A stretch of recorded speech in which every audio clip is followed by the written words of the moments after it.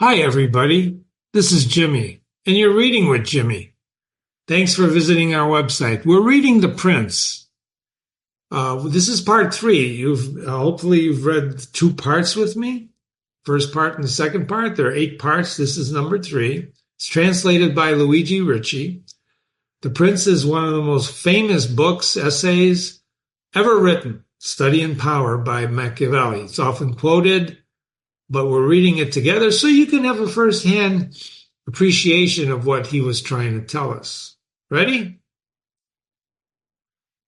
We finished chapter 6 of New Dominions, which have been acquired by one's own arms and ability. And now we're on chapter 7 of New Dominions acquired by the power of others or by fortune.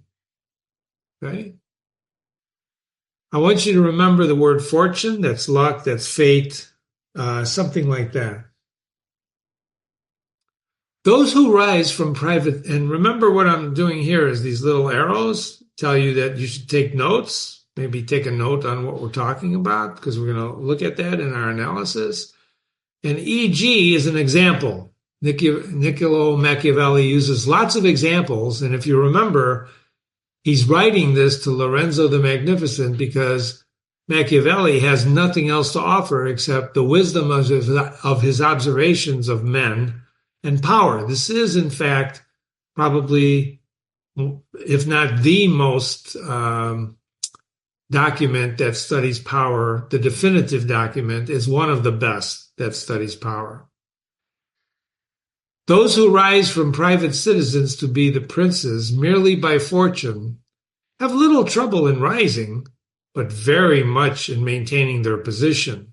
Note the arrow, remember that? So he's saying, if you rise to power from being a private citizen, you've got no trouble getting up there to be the prince, but you've got trouble maintaining your position.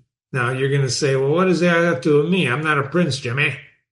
Well, if you work in a corporation, sometimes you see other people rise to a level, right? Manager, whatever, of the department, VP, maybe by fortune, by luck. Maybe they're a favorite of the CEO. So they have little trouble rising, but they have difficulty in maintaining their position. And why is that? Well, he's going to tell us, but you can guess. People are greedy, jealous, right? They meet with no difficulties on the way as they fly over them, but all their difficulties rise when they're established. Such are they who are granted a state, either for money or by favor of him who grants it, as happened to many in Greece in the cities of Iona and Hellespont, who were created princes by Darius. Remember, he was the Persian king, in order to hold these places for Darius's security and glory. So you remember, part of what we learned from Machiavelli is the way you hold power is you appoint princes. Right? You live in the place you conquered, or you appoint princes. So Darius appointed princes. Such were also those emperors whom from private citizens rose to power by bribing the army. Such as these depend absolutely on the goodwill and fortune of those who have raised them. Now they brought them to the power. Both of which are extremely inconstant and unstable. Why? I put a little arrow there. Well, if you bribe an army, you got to keep bribing them. You know, there's a saying when you watch movies about blackmail, if you pay a blackmailer once, that usually doesn't stop the blackmail, does it? Right? If you're blackmailed and you're forced to do something for someone, or you think you're forced to do something, it never ends, right? You got a cousin who keeps, hitting you for money. Oh, it's just this last time, Jimmy. They're going to keep coming back, right? And support of you is inconsistent and unstable. They neither know how to, nor are in a position to maintain their rank, for unless he be a man of great genius, it is not likely that one who has always lived in a private position should know how to command. and they are unable to maintain themselves because they possess no forces friendly and faithful to them. So in Machiavelli's time, the way you held power is to have an army. And one of the things Jimmy wrote here for you, easy come, easy go. You get to the top, easy come, easy go.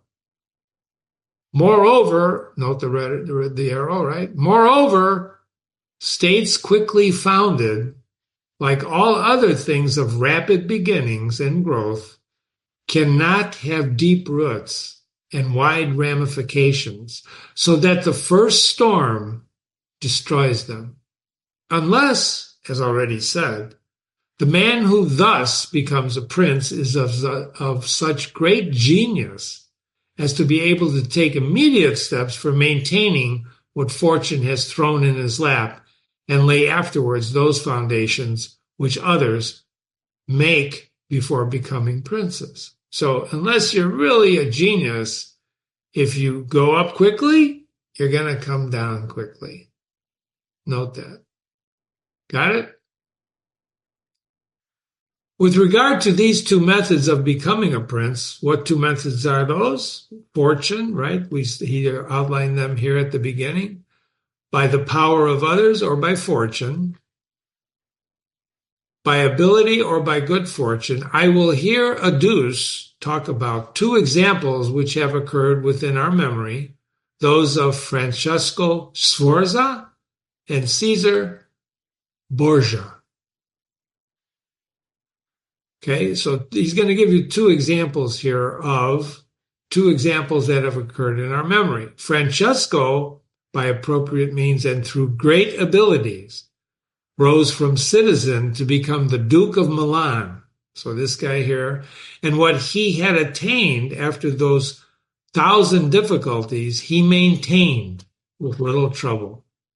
But on the other hand, Caesar Borgia, commonly called Duke Valentine, acquired his state, by the influence of his father, and he lost it when that influence failed.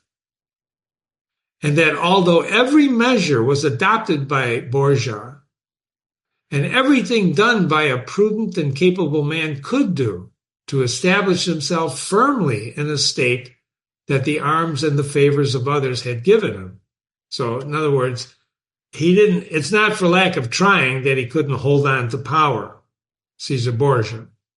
For, as we have said, note the arrow, he who does not lay his foundations beforehand may by great abilities do so afterwards, although with great trouble to the architect and danger to the building. The example there is basically you got to lay a proper foundation, otherwise you're going to have a lot of trouble when that building starts going up. So the lesson here for power is take the steps beforehand before just jumping into the role of power. This is often called in business gathering consensus. Do you know what that means? So if you're going to try to get a proposal passed in business or an idea passed, you try to build consensus. You go and you talk to people and you try to enlist their opinions and their buy-in so that when it comes time for the meeting with the president and you lay out your idea, you're not going in there alone. You already got people lined up in that room to support you. This is a proven technique. And also when you do that, you're also got to be careful because sometimes when you do that, people who support you change their minds. You understand? And so when you get into the room and you try to sell your concept or your idea or whatever, they change their mind and then I don't know. You see? It's a complex world, isn't it? And just think, Machiavelli wrote this centuries ago. If then one considers the procedure of the Duke, it will be seen how firm were the foundations he had laid to his future power. The Duke Francesco Sforza, right?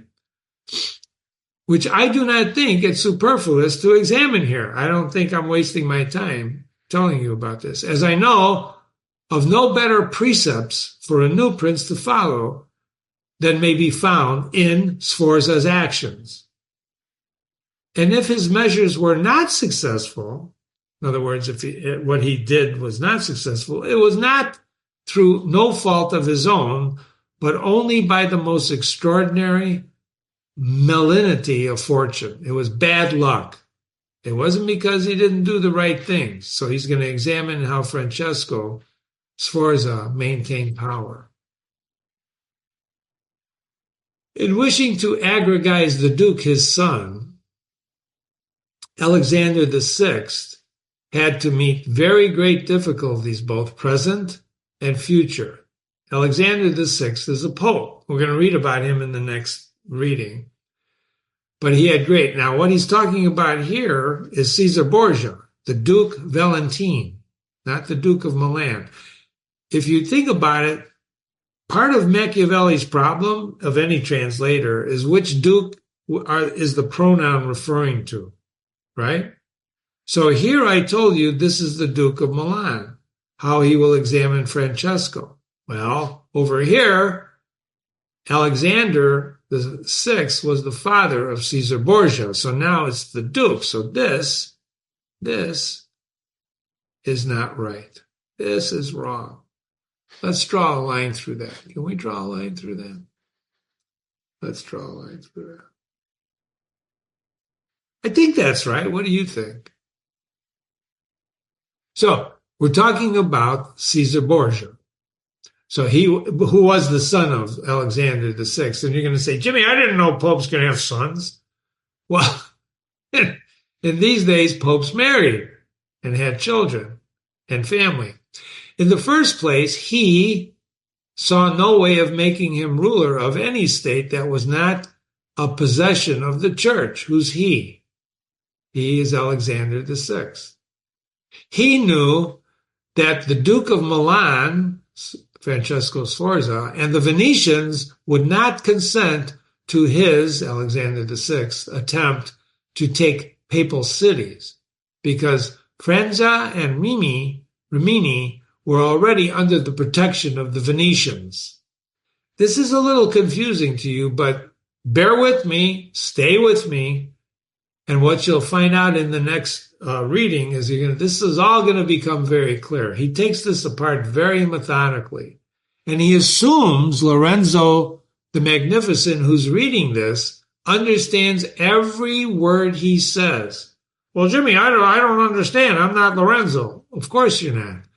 But bear with me.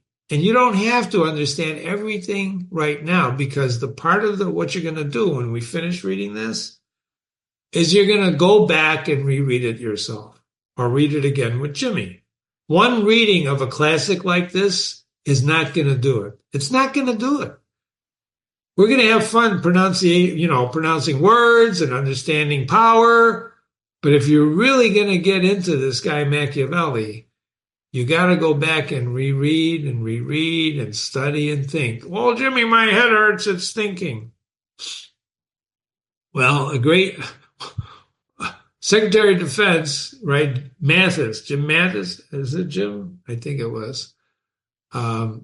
Said he wrote a book called Call Sign Chaos. And he said, you have to think about strategy until your head hurts. Think about that. That's what he wrote in that book. It's Call Sign Chaos. It's a good book. It's not a classic, but it's a good book, and you should check it out.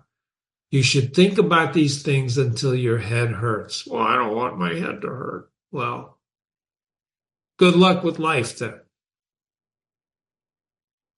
Okay, where were we? He knew that the Duke of Milan and Venetians, blah, blah, blah, blah, blah. He saw, moreover, that the military forces of Italy, especially those which might have served him, Alexander VI, were in the hands of those who would fear the greatness of the Pope, and therefore he could not depend on them, being all under the command of the Orsini and Colonna and their adherents. So there's a lot of complications in here in trying to do what Pope Alexander wants to do with his son.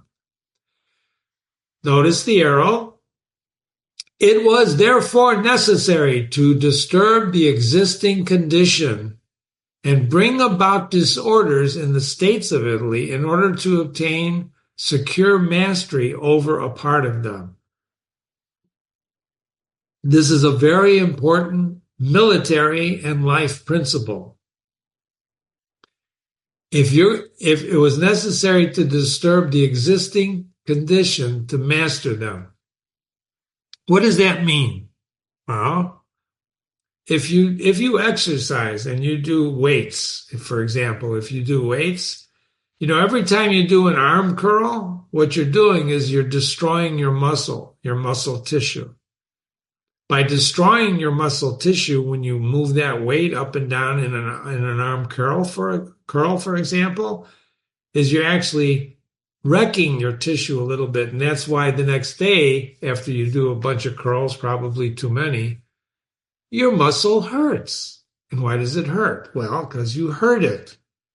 But in healing, and as the muscle heals, it gets bigger, right? So you disturb the existing condition, right, in order to secure mastery over part of them. This is a very important principle of military and life.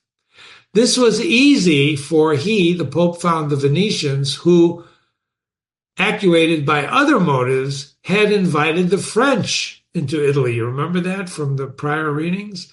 Which he not only did not oppose, so the Pope didn't oppose the French coming into Italy, but facilitated. The Pope helped that by dissolving the first marriage of King Louis. So the Pope, being the Pope, Catholic, right, dissolved the first marriage of King Louis. He did him a favor. The king came thus into Italy with the aid of the Venetians and the consent of Alexander, and had hardly arrived at Milan before the Pope obtained troops for him for his enterprise in the Romana, which made possible for him, King Louis, thanks to the reputation of the king. Him, meaning the Pope. The Duke, having thus obtained the Romana and defeated Colonna, was hindered by two things in maintaining it and proceeding further. The Duke, Caesar Borgia. Okay? Now, if you paid attention when we read part 2, you saw all these people before. And that's why it's important to take notes or go back and reread, because he's taking great pains to explain the situation to help Lorenzo the Magnificent become a successful prince, a ruler. So now he's saying the Duke, having obtained this, was hindered by two things in maintaining it. One was his forces, of which he doubted the fidelity. In other words, he had an army, but he didn't believe they were, loyal. And the other was the will of France. That is to say, he, Caesar Borgia, feared lest the arms of the Orsini, of which he had availed himself, should fail him, and not only hinder him in obtaining more, but take from him what he had already conquered. A lot of moving pieces here. I know it's difficult to follow, but just bear with me. And remember, you could have read history and brought on a whole layer of understanding to this, but I don't want you to do that. I want you to come in cold, like I'm coming in cold with you now. Even though I have a little understanding of what the hell's going on here, just bear with it. He also feared that the king might do the same. So you have layers of betrayal and who's on first and who's loyal to whom, right? He had evidence of this regarding the Orsini when, after taking Fanza, he assaulted Bologna and observed their backwardness in the assault. Sometimes you have to read Machiavelli twice to understand what he's telling us, but that's a good thing. Why? Because there's two dukes here, two dukes. And why does he not explain this very, very, very clearly? Why? Because he's writing to Lorenzo the Magnificent, who in those days, he knows. He doesn't have to assume. He knows. Lorenzo knows what the hell he's talking about. And remember, he didn't write this for us. He wrote this for Lorenzo. We just happened to pick it up and read what he wrote to Lorenzo. And I want to tell you a secret now from my research. I don't think Lorenzo ever read this. Oh, I didn't mean to be a spoiler alert. What do you mean he never read it, Jimmy? I don't think he ever read it. We're going to find that out if that's true or not. Anyway, and as regards the king, he perceived his designs when, after taking the dukedom of Urbino, the king attacked Tuscany, and the king made him desist from that enterprise. He, not the king, but Caesar Borgia. And the king made Caesar Borgia desist, said, stop it. Whereupon the duke, Caesar Borgia, decided to depend no longer on the fortunes and arms of others. So the first thing he did was to weaken the parties of the Orsini and Colonna in Rome by gaining all their adherents who were gentlemen and making them his own followers. Now, how did he do that? Well, maybe bribery or whatever, but you see, they're manipulating people to bring loyalty, to gain power, and you gain power by having people back you up. By granting them large remuneration, right? And appointing them to commands and offices according to their rank, so that their attachment to their parties was extinguished in only a few months and entirely concentrated on the Duke. So he basically bribed these people to follow him. After this, he, the Duke, waited an opportunity for crushing the chiefs of the Orsini, having already suppressed those of the Colonna family. And so when the opportunity arrived, he made good use of it. For the Orsini, seeing at length that the greatness of the Duke and the church meant their own ruin, so the Duke, right, Caesar Borgia, and the Pope were aligned together. That's the church. That's power. So the Orsini saw at length the greatness of them together. They're going to be their ruin. They convoked a diet at the Mahjong in Peregrino. What is a diet? They wanted a meeting. That doesn't mean they went on a diet. That word diet, in those days, it meant a meeting, a conference. Hence sprang the rebellion of Urbino and the tumults, the disruption in Romagna, and the infinite dangers to the Duke, who overcame them all with the help of the French.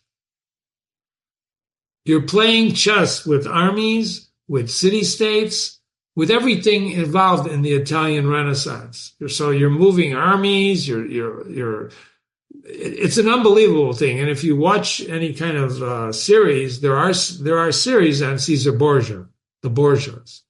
And you can watch them, and this will mean much more to you. And maybe you should watch them before you read, but I don't think so.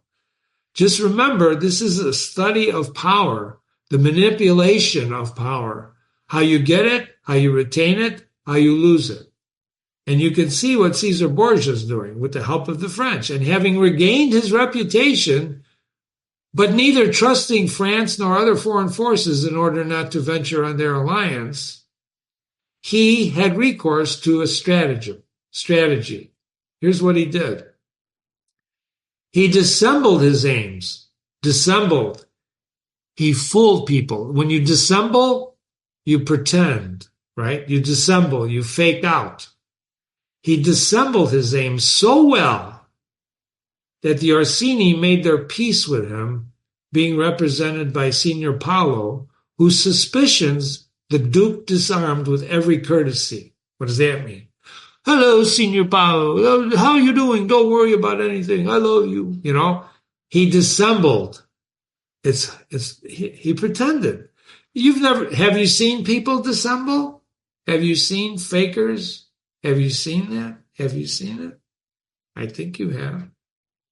Presenting him, Signor Paolo, with robes, money, horses, so that in their simplicity they were all induced to come to Signorile and fell into his hands. Come on over, I'll give you some robes and money. And having thus suppressed these leaders and made their partisans his friends, The Duke, Caesar Borgia, laid a very good foundation to his power. You see what he's doing? Saying, oh, come on over. Giving all the Romagna with the Duchy of Urbino, and having gained the favor of the inhabitants, who began to feel the benefit of his rule. Remember, part of what Machiavelli teaches the prince is that you got to keep the people on your side. Got to keep the people on your side.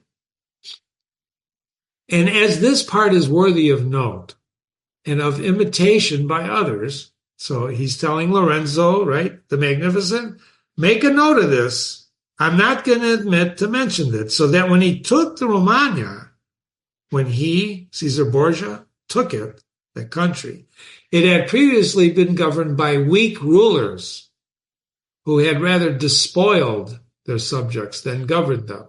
So they didn't care for them. They beat the crap out of them or whatever.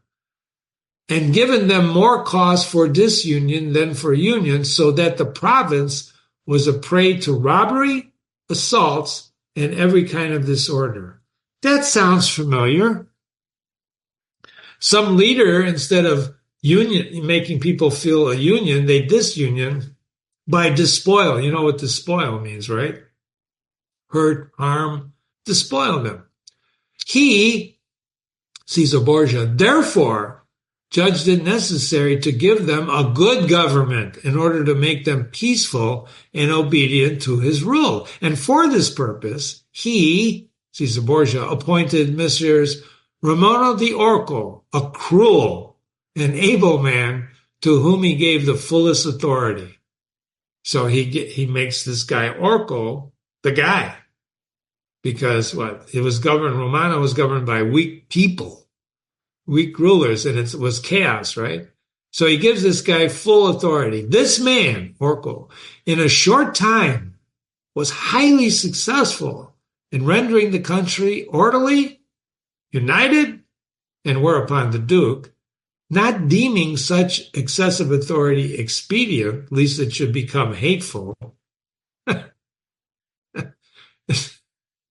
I'm just telling you, you got to watch, you got to admire. So, right? Caesar Borgia, once this guy's got the town in control, he doesn't want excessive authority, right? At least become hateful. He appoints a civil court of justice in the center of the province under an excellent president, to which each city appointed its own advocate. So he creates kind of a parliament, right? So each city in Romagna has a parliament and an advocate to go to this civil court of justice. So he's got Orco, he's got the civil court of justice, he's got a little empire going, right? And as he knew that the harshness of the past had engendered some amount of hatred, in order to purge the minds of the people and to win them over completely, he resolved to show that if any cruelty had taken place, it was not by his orders, but through the harsh disposition of his minister, Orco. Wait, if any cruelty is going on, it's not my fault. It's his fault. And having found the opportunity, listen to this, and having found the opportunity, he had him cut in half and placed one morning in the public square at Senza with a piece of wood and blood-stained knife by his side. Had who cut in half? Orco. The ferocity of this spectacle caused the people both satisfaction and amazement.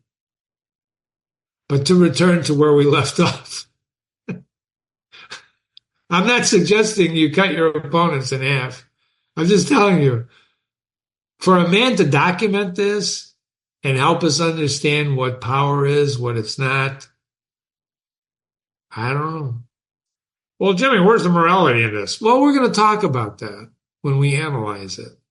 But for now, just suspend what you believe or don't believe and follow the book. Follow the story. Try to understand what Machiavelli's saying.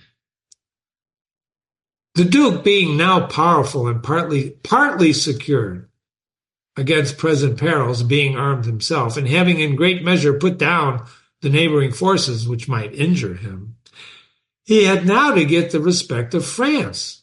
He needs France now, if he wished to proceed with his acquisitions. Remember, he's driving for acquisitions. He wants to conquer more states, right? Just let me conquer more states. For he knew that the king of France, who had lately discovered his error, what error was that?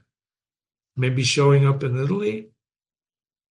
Wouldn't give him any help. So he began, therefore, to seek fresh alliances and to vacillate with France on the occasion, on the expedition that the French were undertaken towards the kingdom of Naples against the Spaniards. So he vacillated. I don't know if I want to join you, right?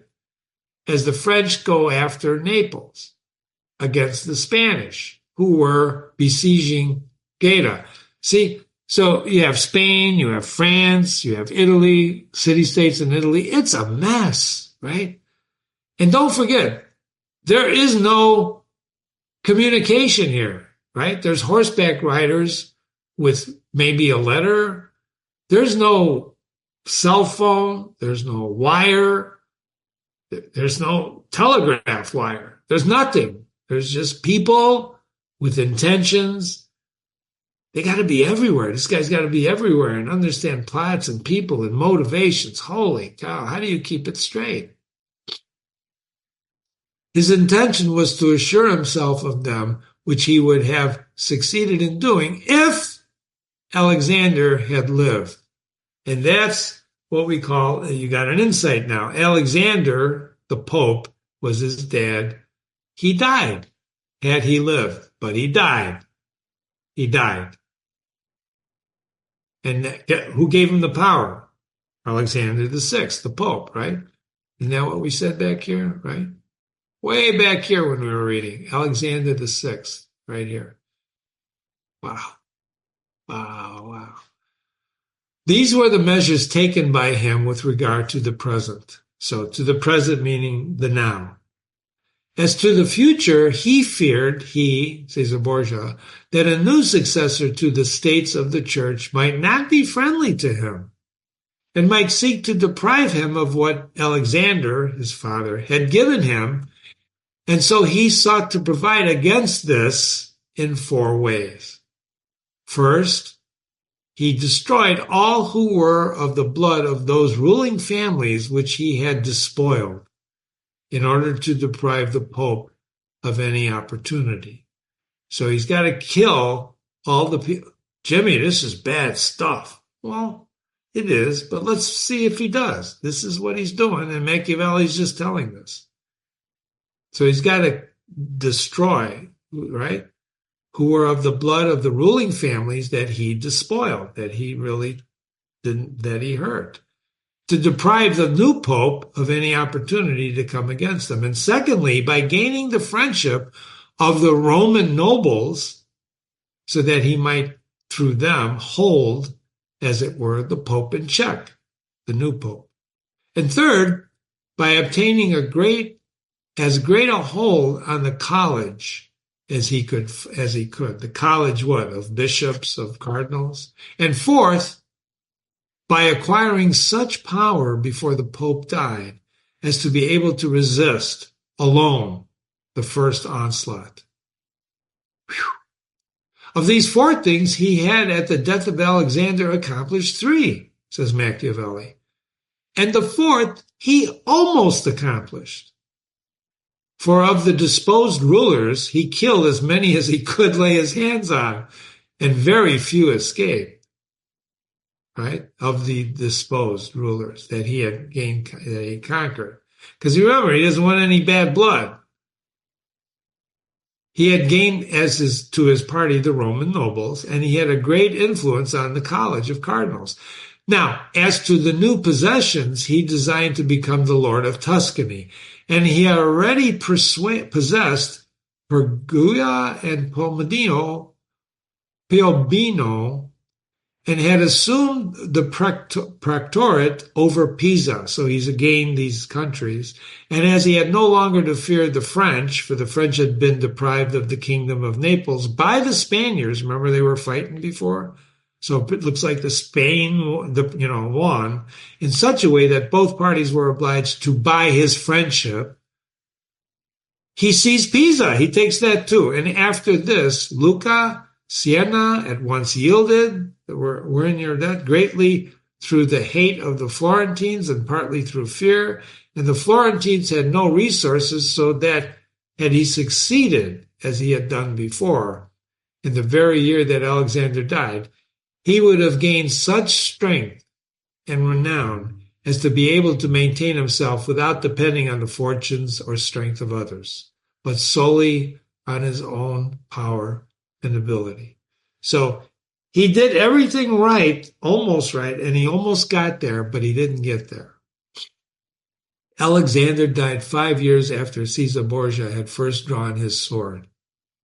He was left with only the state of Romana firmly established, and all the other schemes in midair between two very powerful and hostile armies, and suffering from a fatal illness. But the valor and ability of the Duke were such, as he knew so well how to win over men and vanquish them, and so strong were the foundations that he had laid in this short time, that if he had not had those two armies around him, upon him, or else had been in good health, he would have had survived every difficulty. So what do you call that? So, bad luck, right? He was in bad health. And so that his foundations were good is seen from the fact that Romana waited for him more than a month.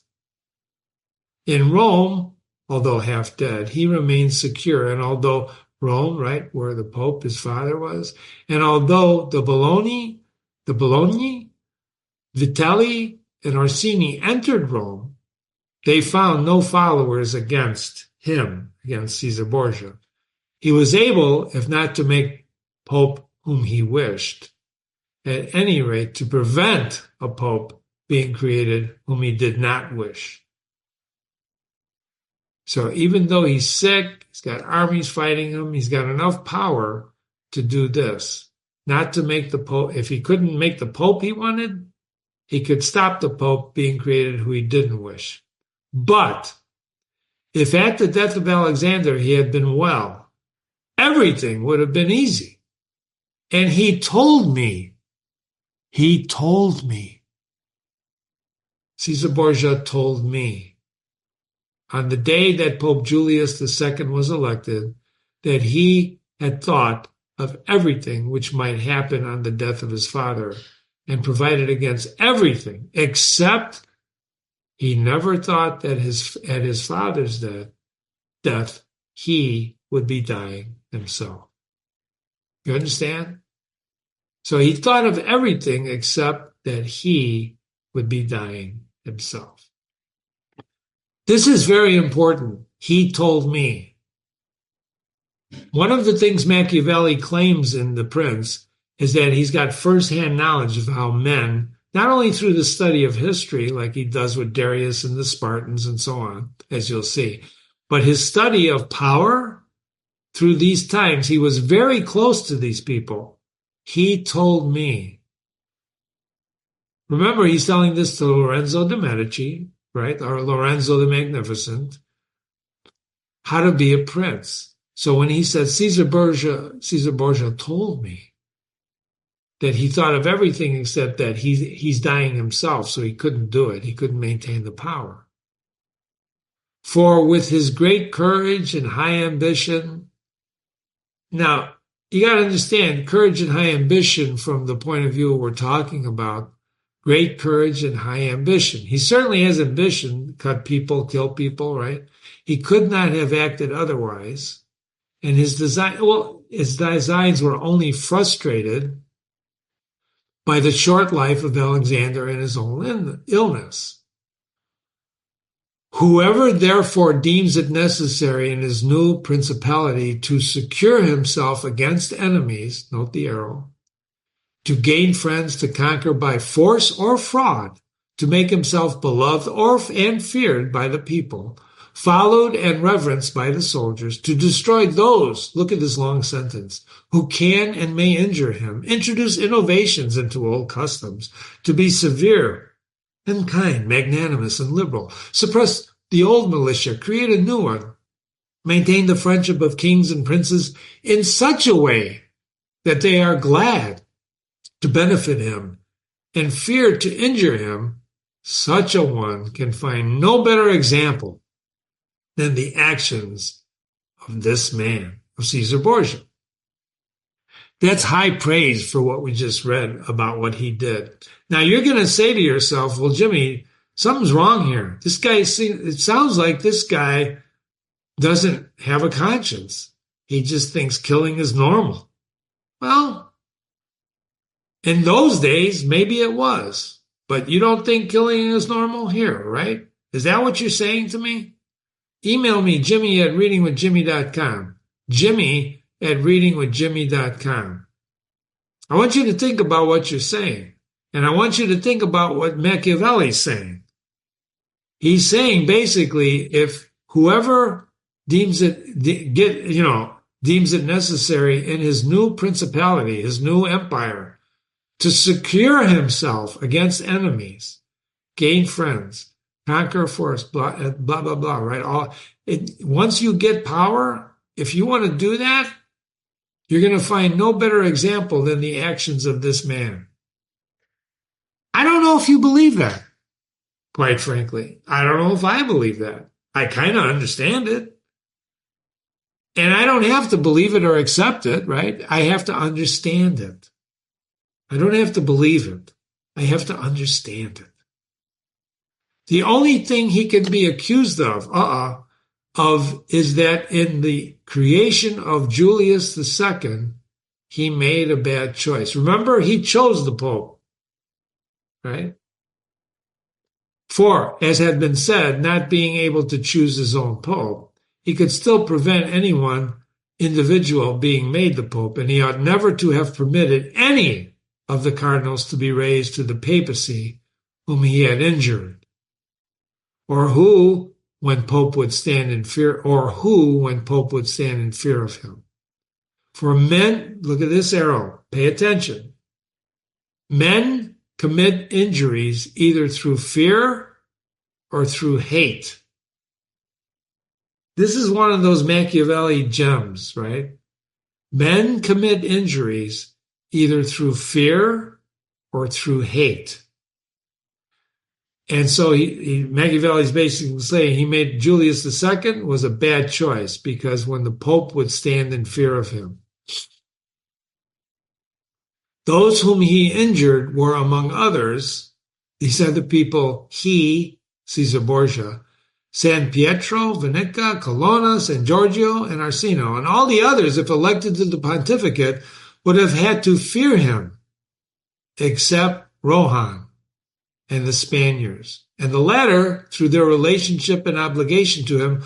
And you don't have to understand what Machiavelli's saying here. You have to just follow his thinking.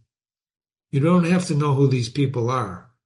The former, with his great power, being related to the King of France. Remember, everything is relationships, like in business. For these reasons, the Duke ought above all things to have created a Spanish Pope.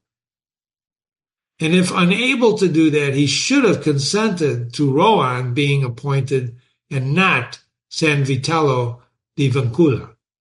And whoever thinks that in high personages new benefits cause old offenses to be forgotten makes a great mistake. Think about this. There's the arrow.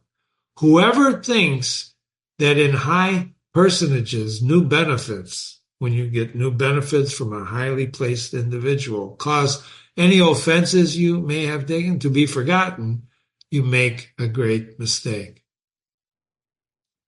That's pretty important. But forgiveness and forgetting, right? Do you forget things when you're harmed? When someone's made an offense on you, when you're lied to, when you're hurt, do you forget the hurt? Do you forgive the hurt? We're going to talk about that. Mark that down. The Duke therefore erred in this choice, and it was the cause of his ultimate ruin. Choices have consequences. Choices have consequences. Every act is like the chessboard. Remember what I told you. When you make a move on the chessboard, you gain something and you lose something, and the object of the game is to make moves that gain you more than you lose. Remember that. That's very important. Whew. I'm exhausted. Let's keep going. Chapter 8. Of those who have attained the position of prince by villainy. But as there are still two ways of becoming a prince which cannot be attributed entirely either to fortune or to ability, they must not be passed over, although one of them could be more fully discussed if we were treating republics. These two ways are when one becomes a prince by some nefarious or villainous means, or when a private citizen becomes the prince of a country through the favor of his fellow citizens. 1 and 2. Example. In speaking of the former means, number 1, right, I will give 2 examples, one ancient and one modern. One ancient and one modern. Without entering further into the merits of this method, as I judge them to be sufficient for anyone obliged to imitate them. So he's not going to go into a lot of detail. He's just going to give you Lorenzo 2 examples, right? Where you don't. So Agathocles, the Sicilian, and here's a note, you can read this. He was a Greek tyrant who ruled, that's what somebody said, in Sicily, Syracuse from 317 to 289, self-styled King of Sicily. And he is known for his ruthless tactics and wars against Carthage. This is, you can look it up on the internet. Forget these, self-styled King of Sicily. Don't worry about the word tyrant. He was a guy who ruled Sicily. That's all you got to know. Okay, here we go. He rose not only from private life, but from, now remember, this is Machiavelli telling Lorenzo how to rule. He rose from the lowest and most abject position to be the king of Syracuse. The son of a potter, he led the life of an utmost wickedness through all the stages of his fortune. Now, that's Machiavelli saying that. Nevertheless, his wickedness was accompanied by such vigor of mind and body, having joined the militia, that he rose through its ranks to become the praetor of Syracuse, the council, like the general. And having been appointed to this position and having decided to become the prince and to hold with violence and without the support of others that which had been constitutionally granted him, and having imparted his design to Hamler, the Carthaginian, who was fighting with his armies in Sicily, he called together one morning the people and the Senate of Syracuse as if he had to deliberate on matters very important to the Republic. And at a given signal, he had all the senators and the richest men of the people killed by his soldiers.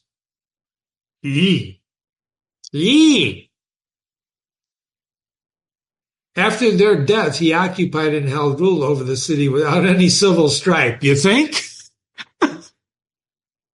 You think? And although he was twice beaten by the Carthaginians, you remember Hannibal, the story of Hannibal, the Carthaginian in Rome, and ultimately besieged, he was able not only to defend the city, but leaving a portion of his forces for its defense with the remainder, he invaded Africa, where the Carthaginians were. And in a short time, he liberated Syracuse from the siege and brought the Carthaginians to great extremities so that they were obliged to come to terms with him and remain contented with the possession of Africa, leaving Sicily to him. So he was a great warrior, too, besides being wicked and powerful and ruthless. He He was besieged by the Carthaginians. He left his forces there, ran over there and attacked them and forced them to come to terms. Whoever considers, therefore, the actions and qualities of this man will see few, if any, things which can be attributed to fortune. So in other words, Machiavelli is saying fortune, good luck, fate, had nothing to do with what this guy did. As stated above, it was not by the favor of any person, but through the grades of the militia in which he had advanced with 1,000 hardships and perils, and he had arrived at the position of prince, which he afterwards maintained by so many courageous and perilous expedients. Note the arrow. It cannot be called virtue to kill one's fellow citizens, betray one's friends, be without faith, without piety, and without religion. By these methods, one may indeed gain power, but not glory. You never heard of this guy, Agathopoulos, right? You never heard of this guy. So he didn't attain glory, but he certainly gained power. So here Machiavelli is telling us that it's not virtuous to do these things. But he's basically saying you can gain power doing them. He's not condoning it. He's telling Lorenzo the Magnificent, right? Lorenzo, this is what, if you want just power and not glory, here's what you have to do. For if the virtues of Agathopoulos is in braving and overcoming perils, and his greatness of soul in supporting and surmounting obstacles be considered, one sees no reason for holding him inferior to any of the most renowned captains. But nevertheless, his barbarous cruelty and inhumanity, together with his countless atrocities, do not permit of his being named among the most famous men.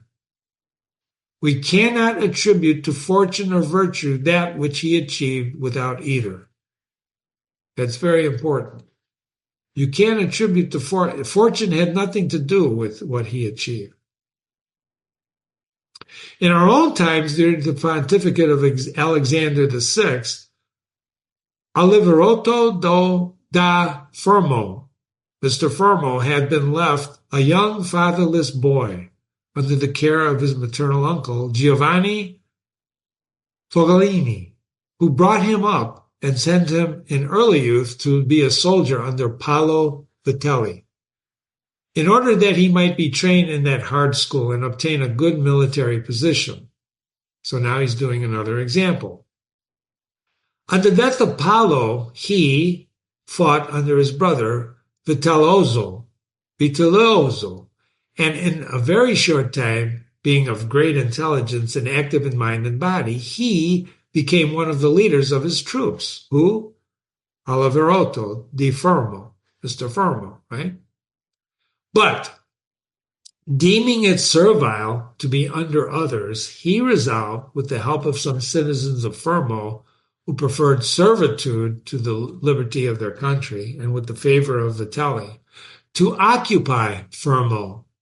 And therefore he wrote to Giovanni Fogolini how, having been for many years away from home, that he wished to come to see him in his city, and as far as possible to inspect his estates.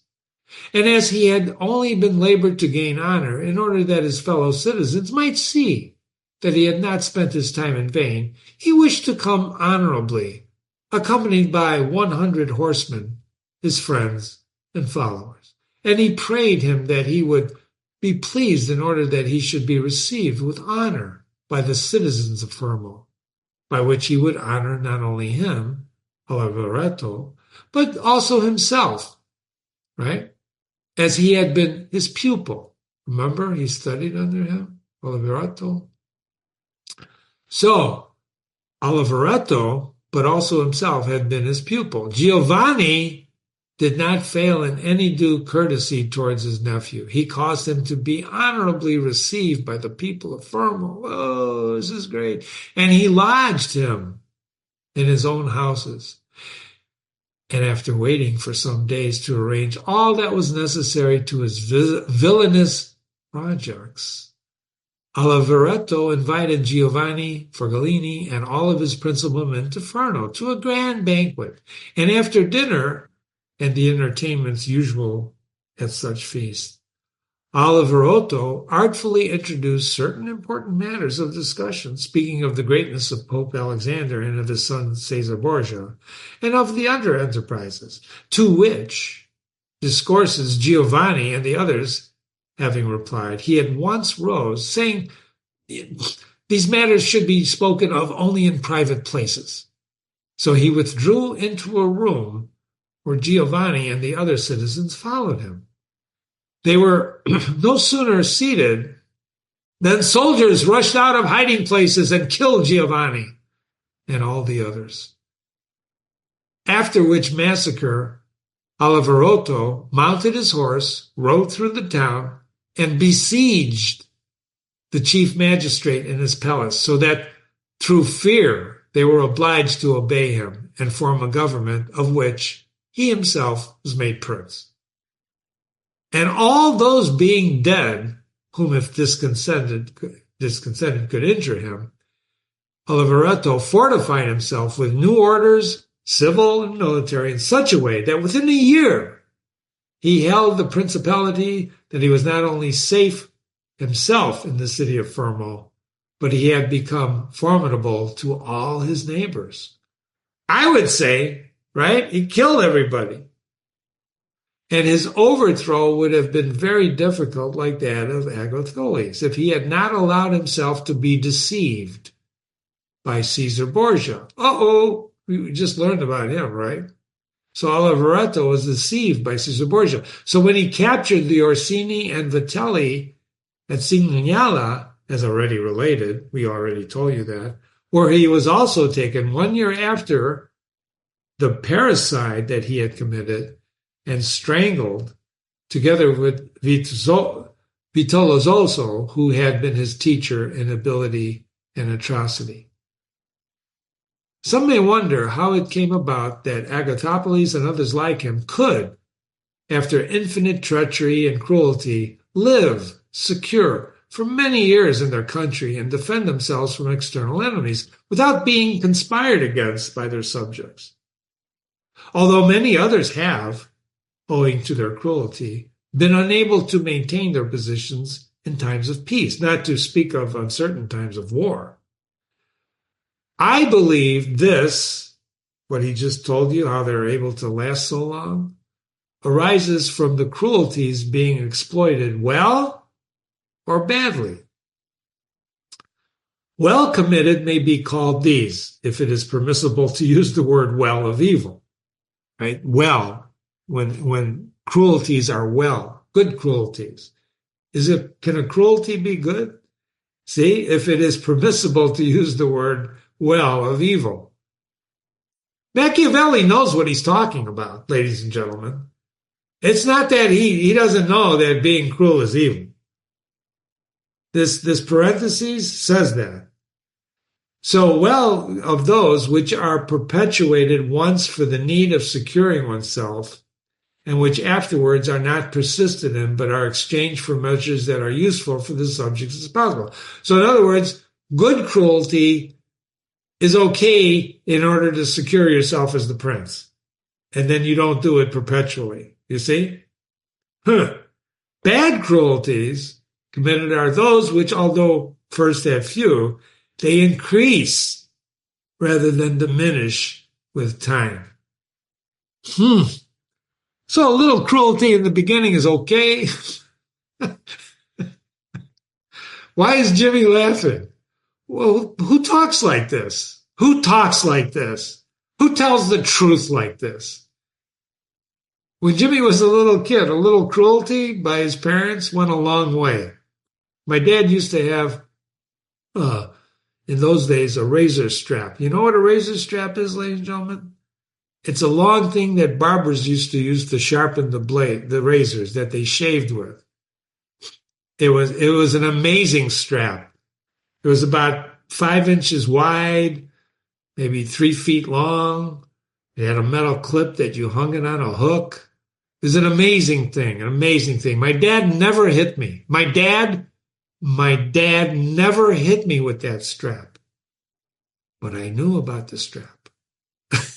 In fact, and it hung behind the bathroom door. And when you closed the door to go to the bathroom, oh my God, you became constipated.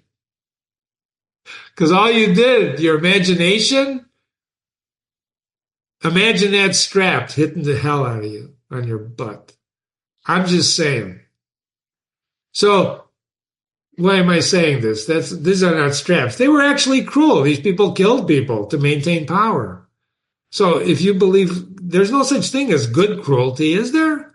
But Machiavelli, in studying power and trying to help Lorenzo, not us, understand power, is telling Lorenzo, right? If I could use the word good cruelty is good when you use it to get your power, to secure yourself, but you don't persist in using it. Bad cruelty is when you use it and you keep increasing to use it. You get addicted to cruelty. I would say that's an astute observation, wouldn't you? Those who follow the former method may remedy in some measure their condition both with God and man, as did Niccolò. As to the others, it is impossible for them to maintain themselves. In other words, you can't maintain yourself. Whence it is to be noted. Look at all these arrows. Pay attention to this paragraph. Holy cow. In taking a state, the conqueror must arrange to commit all his cruelties at once. So now you got to stop for a moment and ask yourself, can you take a state without cruelty? And what is cruelty? Can you define cruelty? We've seen some very good examples in this reading, in this part 3 reading, of what some of the cruelties that are from these people. So that as not to have a recur on them every day, and so as not to be able, by not making fresh changes, to reassure the people and win them over by benefiting them. Negative reinforcement doesn't work. It works immediately, but it doesn't work in the long term, right? You can only kick a dog so many times. Remember that. We're going to talk about that in the analysis between negative reinforcement and positive reinforcement. And Machiavelli is saying, if you're going to take a state, the conqueror, do the cruelties at once and then start benefiting. Don't do them all the time. Whoever acts otherwise, either through timidity, oh, I'm nervous, I got to keep killing people, or bad counsel, you must do this, Your Majesty, is always obliged to stand with a knife in hand and can never depend on his subjects because they, owning to continually fresh injuries, you bastard, you hurt me, are unable to depend upon him. So they won't depend on you, Lorenzo, if you keep hurting them. You think? For injuries should be done altogether, so that being less tasted, they will give less offense. Doesn't that make sense? Unless you believe in torture, right? Benefits should be granted little by little so that they may be better enjoyed. Now, isn't that the truth? Above all, a prince must live with his subjects in such a way that no accident of good or evil fortune can deflect him from his course. In other words, don't be a victim of fate. Like Caesar Borgia was. He didn't count on him being ill and dying. For necessity arising in adverse times. Lorenzo, you are not, he's telling Lorenzo, in time with severity. Necessity arising in adverse times, you are not in time with severity. You're late. And the good that you do does not profit, as it is judged to be forced upon you. In other words, oh, I meant to do this. Right? Oh my God, why didn't I write this down? I got to write this down. Hold on. Timing is everything in life and in business. Right? judged to force upon you, and you will derive no benefit whatever from it. Necessity arising in adverse times. So when adversity hits, it's necessary to do things. And if adversity hits you, no time with severity. You can't all of a sudden change your mind and start dishing out. That you have to prepare. And the good that you do does not profit as it is when adversity hits, because it's judged to be forced upon you. Oh, I gotta change this because of the adversity. So you will derive no benefit whatever from it. This is, ladies and gentlemen, is the cruel, cruel truth. You've been reading with Jimmy. This is part 3 of Niccolo Machiavelli's The Prince. You're reading on Jimmy's website. Stay tuned for part 4. We have 8 parts of this. We're going to analyze this in depth. Hopefully you were taking good notes. Send me an email, jimmy@readingwithjimmy.com, jimmy@readingwithjimmy.com. And thank you very, very much. And remember, he's writing this to Lorenzo the Magnificent, the Medici actually, the Magnificent. And he's trying to help him understand what it means to be a prince and a ruler. And he's trying to give him tips, right? He doesn't believe. He doesn't necessarily believe what he's saying, but he's trying to be honest with this guy. And he does believe what he's saying. Of course he does. Otherwise he wouldn't be telling him, because in the beginning he told him, I got nothing else to offer you, Lorenzo. Just my knowledge of power. And fortunately, this book stands so that it can help us all understand what power is, how you gain it, how you lose it, how you maintain it. And I'm not just talking about the prince's power. I'm talking about the power you have over yourself. That's the hardest power, I think. We're going to talk about this. Have a great day.